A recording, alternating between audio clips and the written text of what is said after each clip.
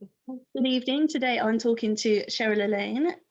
Good evening, Cheryl. Would you like to introduce yourself? Tell us a little bit about yourself and about your books.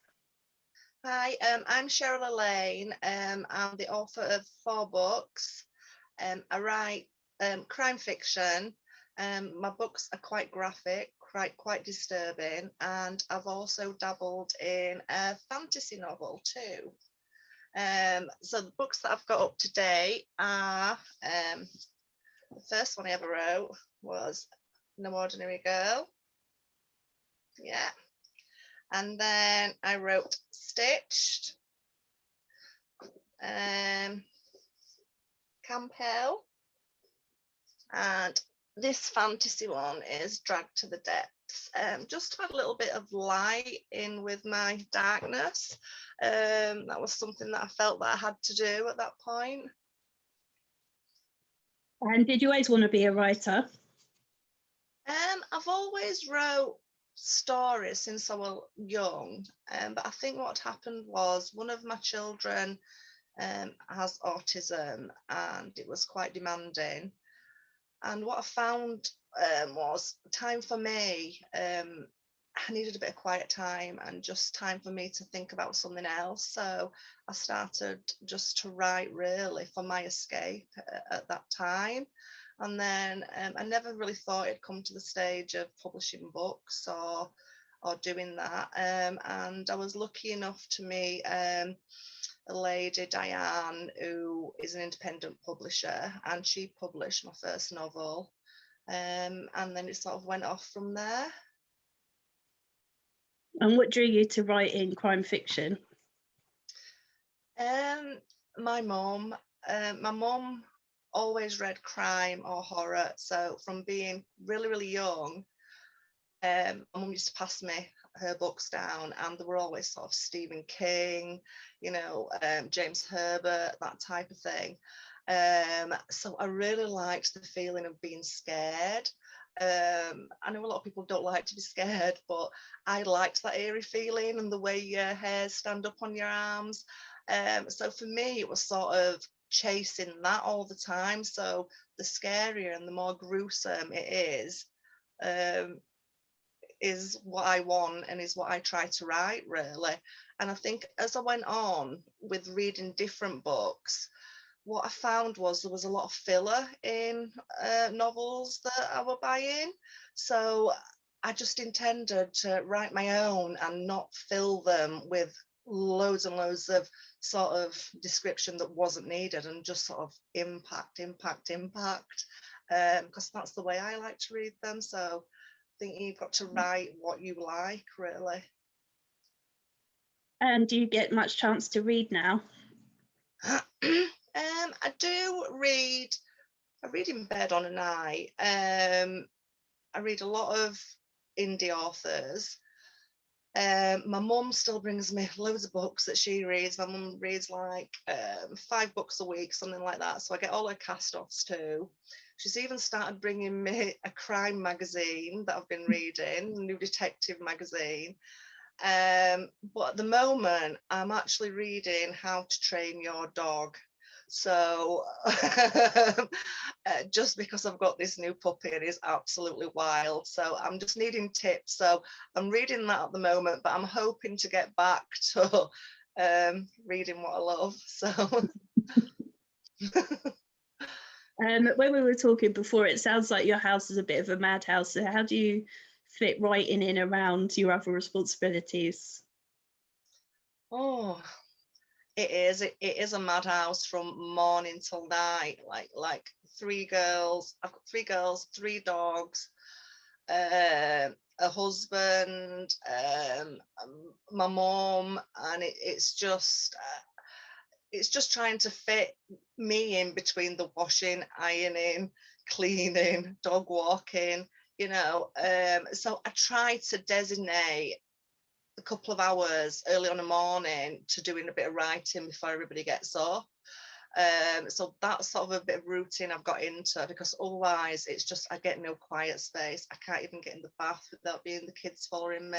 It's like it is a bit wild, yeah. It sounded like. Yeah, yeah. Chaos. Are you a plotter or a pantser? Am I a Plotter or a pantser? hmm,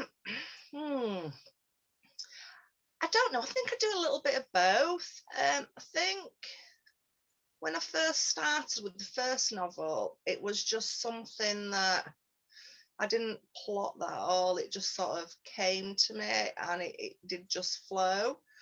With the others, I think I've tried to plot better, and I won't say plot better, but try and get a bit of structure to it. But I do tend to just sort of go off in one direction. At the moment, I'm writing another novel, and I had set in mind, I'm halfway through it, and I'd set in mind what direction it were going to go. And then all of a sudden, I've just sort of gone off on a totally different tangent. But what I do as well is, it's really strange. I can go to bed on a night and I can wake up in the middle of the night and I think of something and I write it down on a piece of paper at the side of my bed so I can remember it the next morning. And then I tend to go with that. And it's really strange how I get my ideas through the middle of the night. Maybe it's because that's my quiet time when I've got no kids around. Maybe it's that. Either that or you have some very concerning dreams. Yeah, yeah. I think I do, yeah. Your poor husband. Does he sleep with one eye open? Yeah, he's actually said that before. Yeah, especially when he read the first book, because it's quite gruesome towards males, in the act of revenge, and he was just like, oh, no, I never want to get on the wrong side of you. So, And do you two older girls read your books? my eldest has read my books. My Anya, my other daughter, I didn't let her read the books only because she's the one that has Asperger's, and I didn't want her to be sort of upset by it and think, I was quite concerned about her reading them. So that's the reason I wrote the fantasy novel with her in mind, just so she could read something of mine that was a bit, even though it's a little bit dark, it's not quite, mutilation and things like that. So it's more on sort of a Wiccan path, a bit of a spiritual journey. So. Which of your books would you most like to be a character in? Oh, I've never thought about that one. Probably No Ordinary Girl, the first one. Only because I think if I'd have been hurt and gone through what she'd gone through, I'd like to sort of do that payback thing. Yeah, I'd like to be the badass, really. Yeah, and sort of do that. Yeah, probably. Some of the followers on my page have asked questions, so I'm going to ask you those because I think they sort of cross over what I usually ask, so I don't want to upset them. So Donna Wilbur asked, all your books are so different from one another. Where did your ideas from Drag to the Depths come from? Oh, Drag to the Depths. I have got an interest in Wicca and also mythology and myths and legends. So I wanted to combine a little bit of that into my writing somewhere. But even though it's sort of an apocalyptic love story, I wanted to show people that there is hope on the planet, and it sort of takes you to have a look at yourself and what you're doing to the earth. But at the same time, it's got, how can I explain it?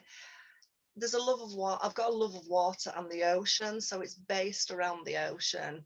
And that really came from when I was going on holiday, and I go snorkeling quite a lot. And once I'm in the ocean underneath there and you see the corals and everything, it's just a totally different world. And I felt totally at ease. So a part of that inspired me to write that book as well.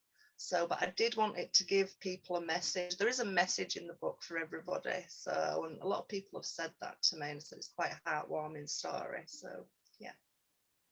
And then Terry Hetherington wanted to know where your love of mermaids came from.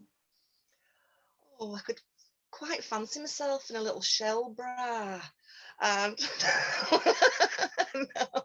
no, many years ago, not now. No, I think that's from the sea as well, really, and with the myths and legends. And I'm secretly, even though I like dark things, I'm secretly like Ariel from Little Mermaid, only because the kids have made me watch it 101 times. So my love of the ocean, Little Mermaid, and they're a bit dark, aren't they, as well, mermaids, because like the sirens of the sea, and they still want to lure somebody, and you know, I do like that through all the myths and legends. So probably there. And Terry Hetherington also wanted to know whether you're going to write Loki into a book.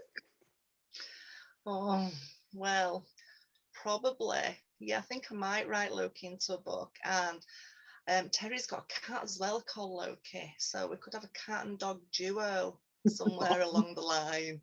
Oh, that'd be cute.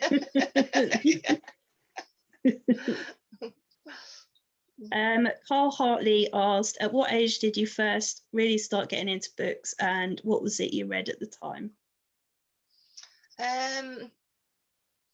Oh, I mean, from being young, I suppose I read like, wasn't really the books, it was all comics back in my day, because I'm like really old now. So it was like the Beano and Dandy and things like that. So I started with that, but then, like I say, it went to my mum's books. And I think back then it was just, books were, even at school, I can't really remember bringing books home from school. It were always what my mum had there. And the first book that I ever read, I think, that really sticks to mind, I'm probably about 13 then, was James Herbert's Magic Cottage. And I just remembered as the cottage were coming alive, I was sat in my bedroom, you know, with the torch like you used to do, and everything seemed spooky. And I think it was that sort of got me hooked. So then I started reading loads of his books then. So I'd say I became obsessed with James Herbert. Yeah, my mum read the Rats trilogy, and then my sister read them, and they both nagged me for ages to read them. And then when I eventually did, I wished I hadn't waited so long to read them, because they were amazing. Yeah. And gross. Yeah. Terry Hetherington wanted to know, is there anyone you inspire to be? Anyone I aspire to be? What, from like a movie, a book? He said in writer general? or heroine. Oh, etc. I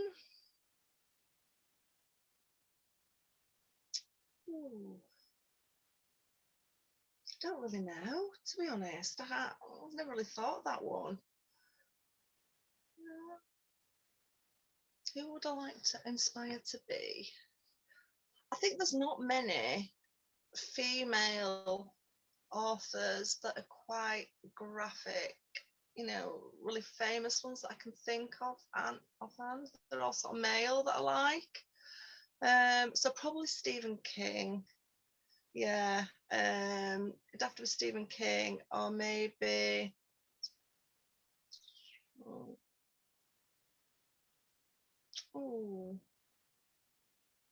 thinking Lee Child, just so I could get to meet like Jack Reacher. Oh, yeah. Oh yes. If it was from a movie, there's plenty of people I'd inspired to be. I quite like Eva Green, and yeah. Caroline Dixon asked, some of the scenes you write are quite graphic. Has anything you've seen, heard, or read, factual or fiction, ever chilled you to the bone? No, I think that's the thing. I don't really get chilled to the bone. And I think that's just because I have read so many scary things growing up. I think the only time I was really scared was when I was a teenager, and I was staying at my grandma's house, and she let me stay up to watch Salem's Lot, and my friend was sleeping over. And I remember me and my friend hiding behind a cushion, absolutely petrified. So I think that's the only time I've really felt that, to be honest, but not reading, no. And even when I'm writing, I think even some of the research, I can feel when I'm researching things, I feel for the people that have obviously been through traumas and do that. So I try to write from their perspective and give them the turnaround on the story. You know, I like them to come back with a bit of something, not to be the victim. I think that's really important. Yeah. Yeah.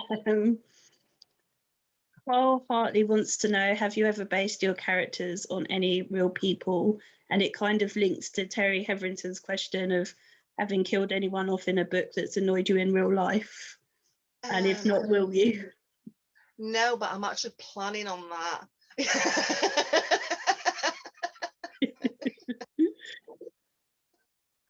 No, I've not. I've not based them on anybody. I've thought about it, but I've not based them on anybody and done that.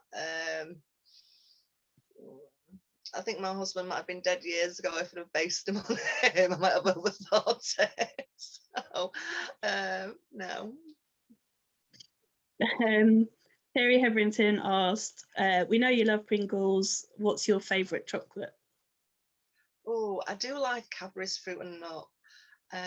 Fruit and nut. Of lately, I don't know if it's like because of lockdown or what, but I always ate savoury. So Pringles, tube of Pringles every night. Had to be barbecue Pringles too. That's my flavour. But just lately, it's been sort of fruit and nut bar, chocolate orange. And even earlier, I were dunking Jammy Dodgers in my tea. So, you know, anything sweet or savoury. I'm just like food. A woman after my own heart. Barbecue Pringles are my flavour as well.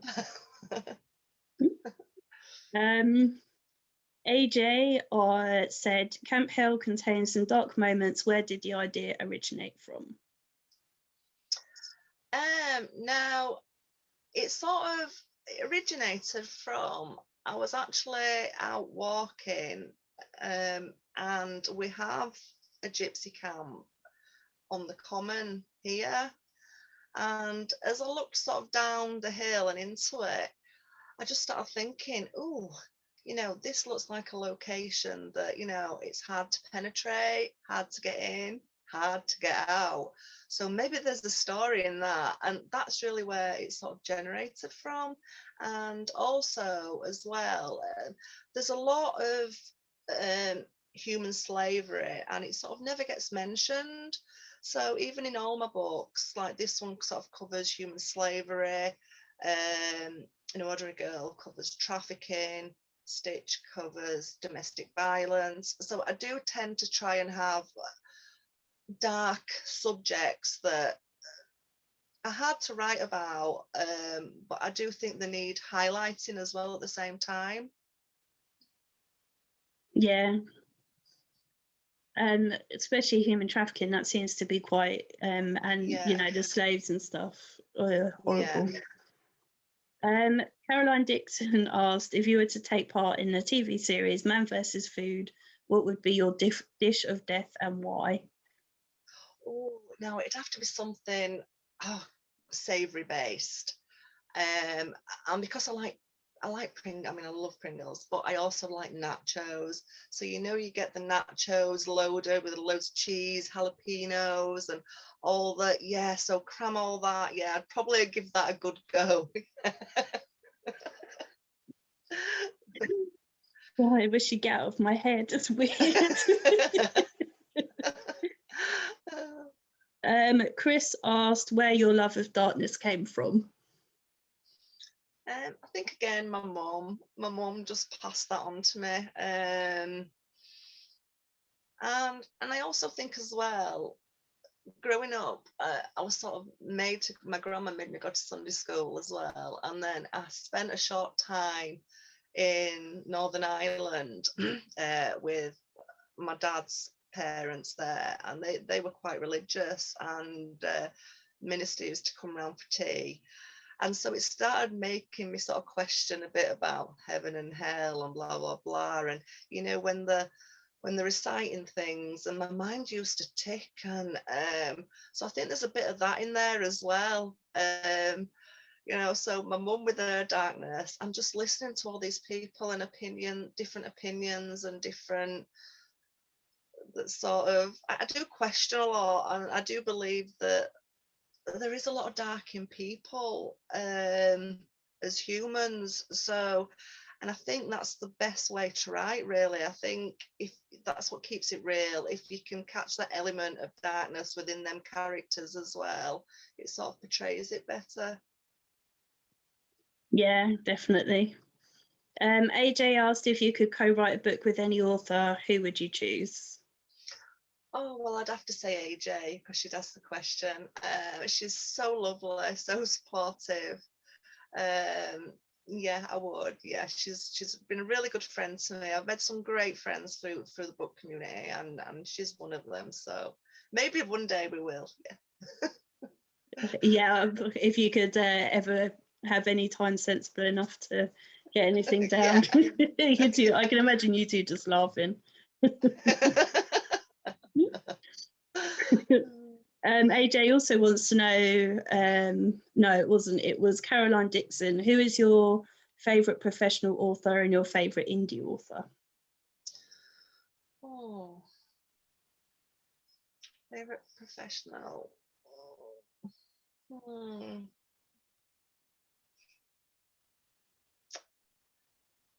I've like so many professional authors. Like I said, James Herbert, Stephen King, Richard Lehman,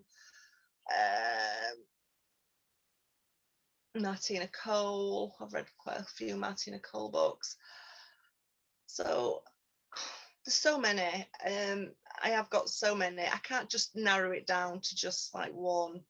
And indie authors are the same. I've read so many, and I've become friends with so many that if I mention one, I don't want to upset the other. So I'd have a list like this. Yeah. So they're all brilliant, and they've all been so supportive. Yeah. Donna Wilbers asked, Stitched was very graphic and has stayed with me. Has the book ever given you nightmares or made you cry? Gave me nightmares. I do think The Exorcist gave me nightmares. When I read the Exorcist book, it really did. And I remember, this is really, really strange, because I was quite young when I read that, and I was still living at home. And after I'd read that, I remember going into my mum's bedroom, and I was crying, and we come downstairs, and she put on one of the old cassettes of Seven Brides for Seven Brothers, the musical, just to like calm me down and get me back to sleep again.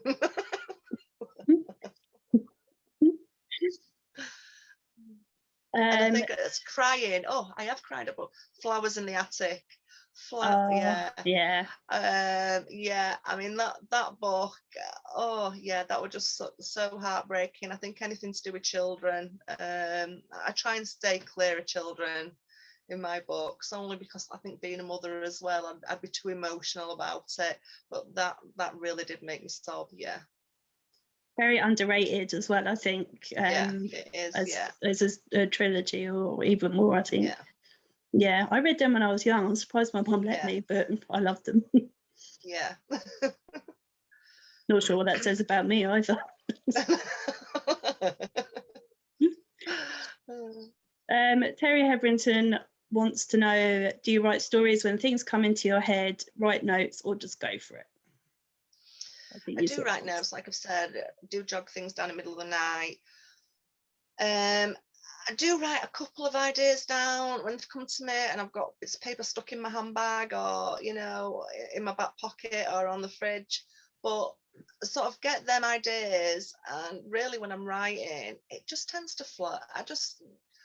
it's really strange because I sort of get an idea and I know what I want, where I want to go with it. So I just tend to go from there. And AJ asked, do you have any writing rituals? Writing rituals. Yeah, eating again. I like to have snacks. Well, I've got to have my little snacks around me while I'm doing it. I know some people can listen to music and things like that. I can. I've got to have everything off, and I tend to, for some reason, I always write in the kitchen. I mean, we've got an outdoor summer house, and it's all set up there, and I'm supposed to be writing in there, but for some reason, I get my best inspiration in the kitchen. I think it's probably because that's where I am most of the time. But I tend to sit there my 2 hours a morning and go from there. So that's about it for my ritual, really. I'm not an organised, but I'm just not organised whatsoever. And AJ also wants to know, where's the scariest place you've ever spent the night? Ooh, scariest place. I mean, I've been to York a few times and stayed over in some of the scary hotels and things like that. But I weren't really scared, so I don't know. But I had looked into, they're doing a thing, because near where I live, they have Pontefract Castle and they have hauntings like nights there. And me and my friend had said just before lockdown that they were going to do like a sleepover thing there. So that may be something that I may do later on and see if I can. I mean, it says you can leave at any time. It's to see how long. So I think, yeah, I think I probably would be scared being there, but we'll see. We'll see. So not really overnight stay, but I think the scariest thing I've ever done is in Blackpool. At the pleasure beach, they've got I can't remember the name of it, but they chase you with chainsaws, and they've got the Exorcist in there, and I did get pretty freaked out at that. And I think it's just because it was so dark and you couldn't go out, you had to just follow one path and you couldn't turn around. So that scared me, not knowing that there wasn't an exit just to flee to. So I think half the way I grabbed onto the person in front of me and had my head like in their shoulders, not wanting to look. So Yeah, it's funny. That reminds me, I went to London Dungeons and there was a group of adults. It must have been 15 or 20 of us, and none of us wanted to be the first person to walk into the next room. That's how effective their strategies are for terrifying us. We're all yeah, like I've been pushing in each that other. one. Yeah. Yeah. We're all Yeah. adults. But I know, yeah. I went to that one, and I went with the kids actually, and they had me as the wench, and they put me in the metal thing as the wench. Yeah, so it was quite a good Yeah. experience. I went on my 30th birthday, so I get picked on a lot. All the time. It was the day after, but I was wearing a badge, so I was an easy victim. Yeah, I got put in a cage. Yeah, it's funny. A certain Carl Hartley obviously asked a strange question. They must know you quite well. He wants to know, if you were hosting a pork pie dinner party, which 5 famous people, living or dead, would you invite along to join you in such a fine feast? Oh dear.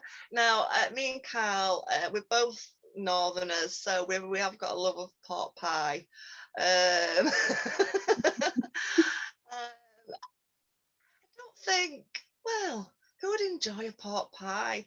I don't know about famous people that I'd invite. I'd have to invite some of the book crew, wouldn't I, really? So, yeah, it'd have to be like some of the book crew I'd invite. I don't think, some people just wouldn't appreciate it. I don't think they would. I think it's an acquired taste, but they are quite delicious with lots of brown sauce. Yeah. Or pickle. I love pork and pickle.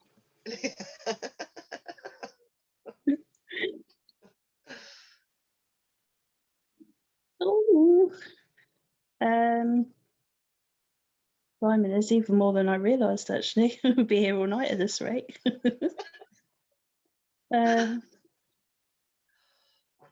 If Caroline Dixon wants to know, if you're going to create a cocktail to mark the launch of your next book, what would it contain and what would it be called? Now, I do, my tipples vodka and Diet Coke. So I do like vodka, so it'd have to be vodka based. The vodka Pringle Martini. Like how people put like a nice rim around the glass with like sugars and things. There must be some way to sort of crunch some barbecue Pringles around there and make my own.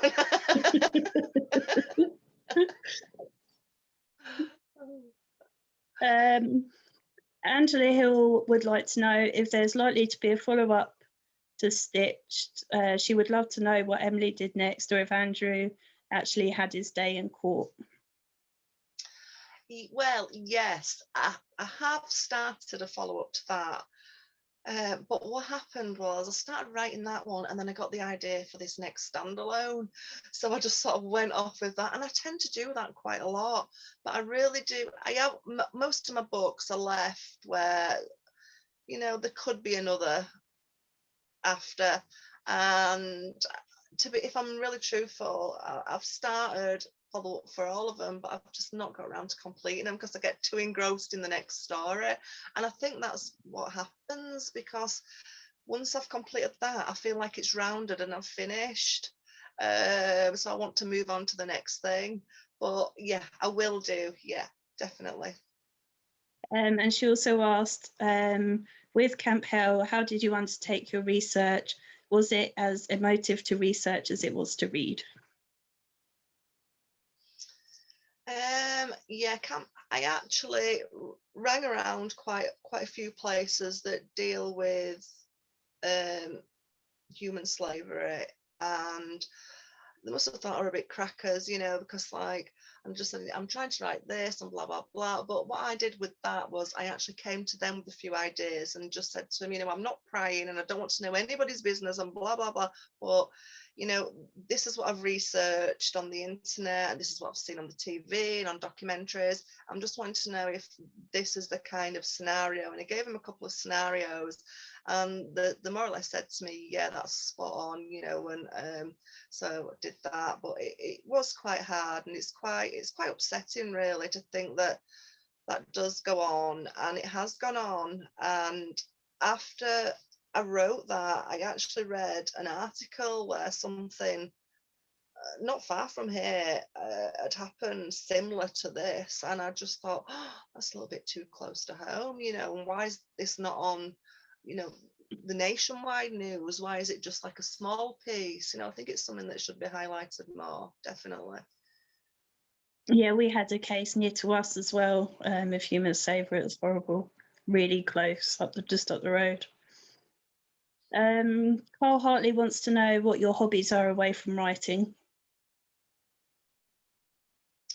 Well, we've established eating, and yeah, dog walking. Obviously, I like to dog walk, and the new pup's sort of been my lifesaver over the COVID period, just so I can get out and about, get a bit of fresh air. So I like to walk. Usually I'd like to go out for meals. Love going out with my friends when we can. I do like a bit of pub life, but obviously we can't do that at the moment, so it's just got to be walking at the moment. I'm not great. I do cook. I wouldn't say I'm Gordon Ramsay, but yeah, so cooking's not even a thing really. So yeah, just reading, writing, walking at the moment.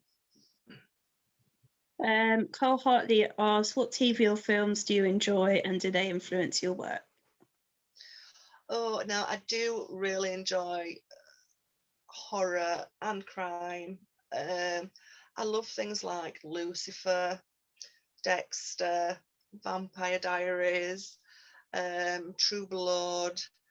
Yeah, I do sort of like that type of thing. At the moment, somebody recommended to me a program called Fringe, And so I'm just binge watching that at the moment. So that's crime with a bit of sci-fi, and I've not heard of it before, and I didn't realise it'd been out for years, and there's about 10 seasons, I think. So I'm on catch up with that. Yeah.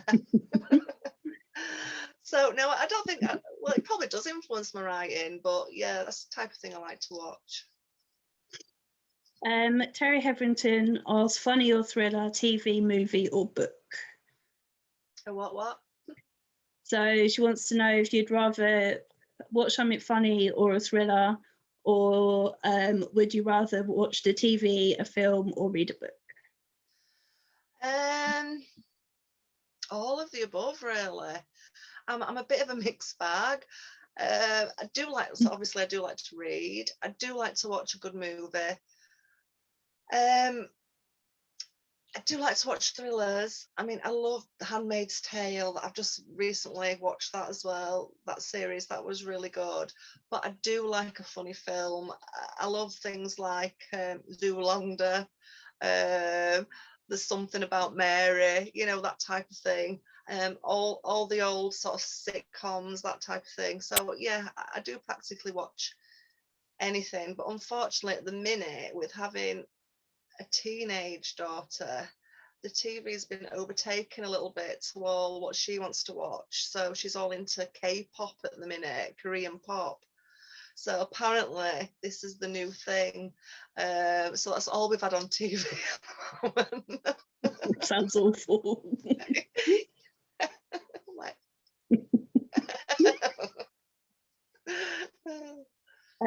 Jennifer, I think she was Sutherland. She's Brinks now. Oh Is yeah. asking if you remembered your day out with her.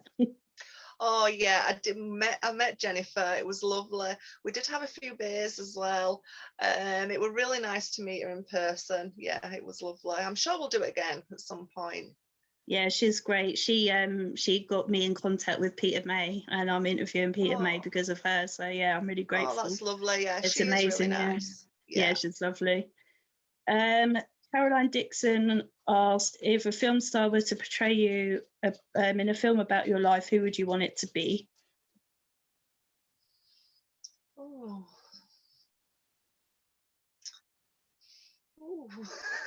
That's a difficult question, isn't it? Who's going to portray me? Don't know. I'm trying to think of. I mean, I suppose I'd like it to be somebody like, what do they call her? I've lost her name. I can visualize her. She used to be in the X-Files. What do they call her now? And she was also in the crime series not long ago. Gillian Anderson. Yeah, I mean, imagine having her portray you. Yeah, she's very cool. Yeah, but no, she's too sexy. I don't come across as sexy, so I'd have to be somebody a bit more realistic, like Patsy from Absolutely Fabulous.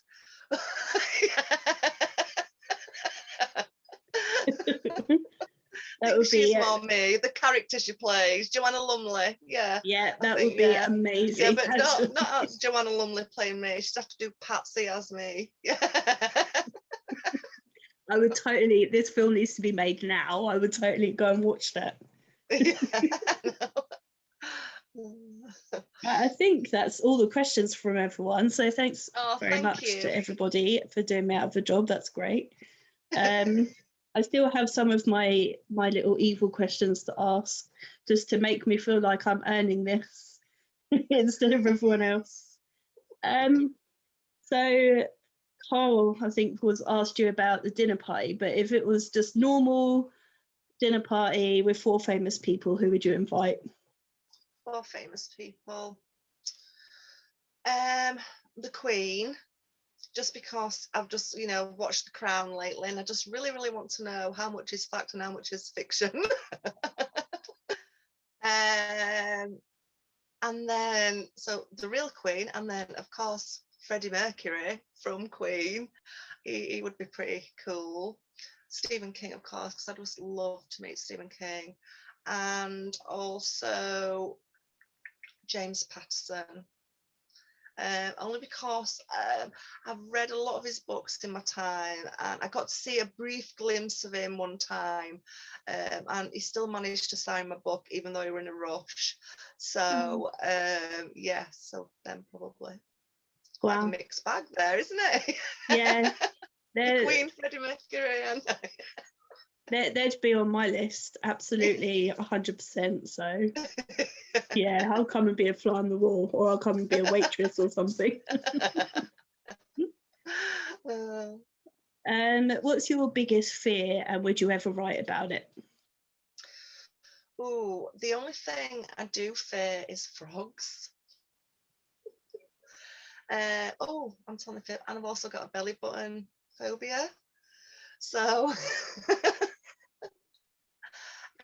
so frogs, it's just one of those things that I think it's because the jump, and it's just sort of that just freaks me out a little bit. Makes the hairs on my arm stand up. It just gives me the shivers.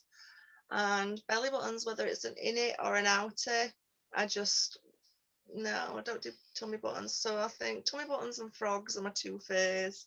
Strange combination, but I can't be normal, have something like heights, can I?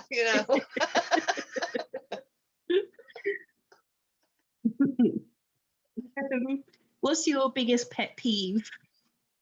Pet peeve. People that don't, like when you go somewhere, I'm one of these people that I'll always open a door for somebody. That sort of, I think that style of person sort of slowly fading out. A lot of people do still do it, but a lot of people don't. So I think it's just that little bit of courtesy from other people, really. And I think it's important because I'm one of these people that I tend to sort of always be polite to everybody else and please and thank you. And that's sort of gone out the window a little bit now we're in this new modern age. So that really. Yeah, I know I work in retail. It annoys me all the time.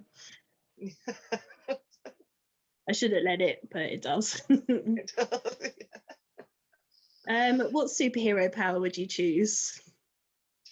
Ooh, superhero.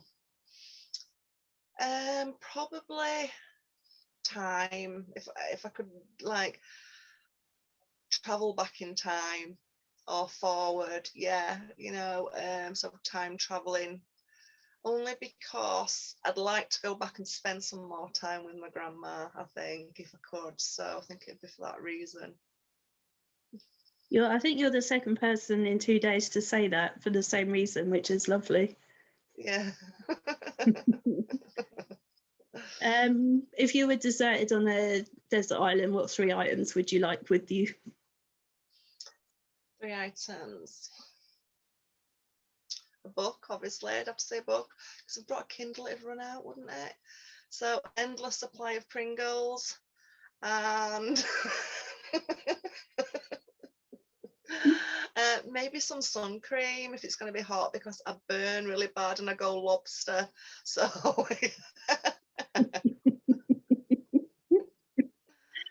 really, I should have said my 3 girls, shouldn't I? They're my 3, but Yeah. Depends whether they watch this or not, I suppose.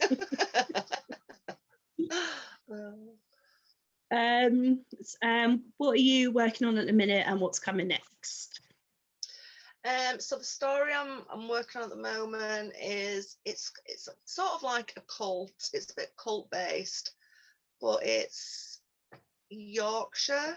So even though it's a cult, it's not a cult, and it's more about how on media younger people can get into that trap of trusting somebody and going with them, not knowing the repercussions.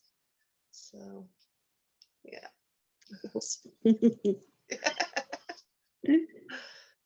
Well, I don't think I have any more questions for you. I think I've asked you quite enough this evening, unless there's anything that I haven't that you want to tell us. No, I think yeah. Actually, one more. What's your most Go on, embarrassing story? My favourite question. I can't believe I forgot. Most embarrassing story? Yeah. Oh, this might be it's a bit naughty though, this one. Most of them are. It's the one that comes to mind though. So the most embarrassing thing was we took the girls on this trip, and you could swim with dolphins. And I wasn't prepared. Well, I weren't going to go in with them. It was just for the kids to go in. And basically, I had my bikini on, and they taught me into going in. And as I held on to the dolphin and it set off, all my top came down and my bottoms came down. And somebody's the guy's recording it. And he's going to me, good, this is good. And I'm thinking, I'm looking, and because of all the waves and everything, I didn't actually realise, and I could just see the hubby stood behind going.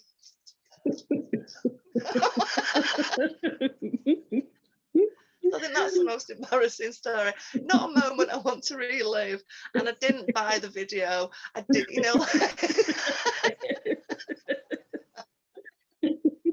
I think I'd have been mortified. So.